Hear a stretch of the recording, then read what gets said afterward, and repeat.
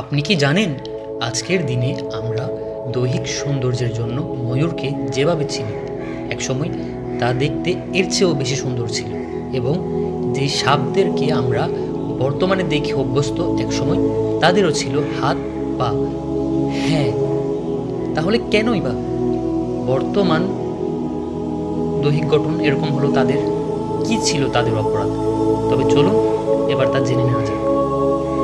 আল্লাহ সুবহানাহু তাআলা আমাদের পিতা হযরত আদম আলাইহিস সালামকে সৃষ্টি করার পর কারণবশত তাকে শ্রেষ্ঠ হিসেবে ঘোষণা করেন এবং তাকে সেজদা করার জন্য সকলকে আদেশ দেন, কিন্তু ইবলিস তা অমান্য করে, যার দরুন সে অভিশপ্ত হয়ে জান্নাত থেকে বিতাড়িত হয়। ওই দিন সে প্রতিজ্ঞা করে যে মানুষের জন্য সে আজ অভিশপ্ত তাদের সে সব সময় পথভ্রষ্ট করবে। শয়তান জান্নাত থেকে বিতাড়িত হবার পর আল্লাহ তাআলা হযরত আদম আলাইহিস সালামের বাম পাজরের একটি হাড় থেকে সৃষ্টি করেন আমাদের মা হযরত হাওয়া আলাইহিস সালামকে। তারপর তাদের জান্নাতে একসাথে বসবাসের অনুমতি দেন।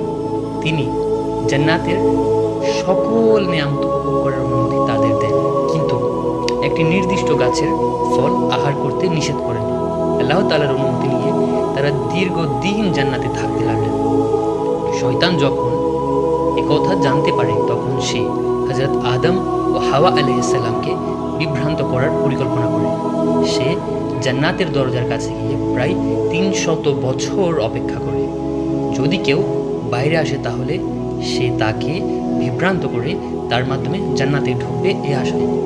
ওই সময় জান্নাতে ময়ূর ও সাপ বসবাস করত। তাদের জান্নাতের বাইরে আসারও অনুমতি ছিল। একদিন একটা ময়ূর জান্নাতের বাইরে আসে। ওই সময় দরজায় দাঁড়িয়ে থাকা শয়তান তাকে উদ্দেশ্য করে বলে, হে অপূর্ব সুন্দর পাখি, হে সৌন্দর্যের প্রতীক, তুমি কি আমাকে জান্নাতের ভেতরে নিয়ে যেতে পারবে? তখন ময়ূর জিজ্ঞেস করে, তুমি কি? শয়তান বলে, আমি একজন ফেরেশতা। আগে তোমার মতো জান্নাতে থাকতাম, কিন্তু এখন আর জান্নাতে যাওয়ার অনুমতি নেই আমার। তখন ময়ূর বলে, তাহলে তোমাকে জান্নাতে নিয়ে গিয়ে রবের ক্রোধের কারণ আমি কেন হব? আমি তা পারবো না। তখন শয়তান বলে, তুমি যদি আমাকে ভেতরে নিয়ে যাও তাহলে আমি তোমাকে এমন 3টি কথা বলবো যার দরুন তুমি জান্নাতে চিরস্থায়ী হবে এবং তোমার সৌন্দর্য আরও বৃদ্ধি পাবে। এতে ময়ূরের মন গলে গেল। তখন সে বলল, আমি তোমাকে ভেতরে নিতে পারবো না, কিন্তু আমার এক বন্ধু আছে সাপ, সে তোমাকে ভেতরে নিয়ে যেতে সাহায্য করবে। ময়ূর তখন সাপকে সব খুলে বলল এবং এতে সাপ রাজি হয় এবং সে তার মুখের মধ্যে করে শয়তানকে জান্নাতে নিয়ে আসে। যদিও আল্লাহ পাক সব কিছুই জানতেন, কিন্তু তিনি শয়তানকে তখন জান্নাত থেকে বিতাড়িত করেননি, কারণ তিনি হযরত আদম আলাইহিস সালামের একটি পরীক্ষা নিতে চাচ্ছিলেন। শয়তান তখন জান্নাতে গিয়ে সুন্দর ফেরেশতার রূপ ধারণ করে নেয়। সে হযরত আদম ও হাওয়া আলাইহিস সালামকে ওই নিষিদ্ধ গাছের ফল খেতে অনেক ধোঁকাবাজিপূর্ণ কথাবার্তা বলে, কিন্তু তারা এতে রাজি হয়।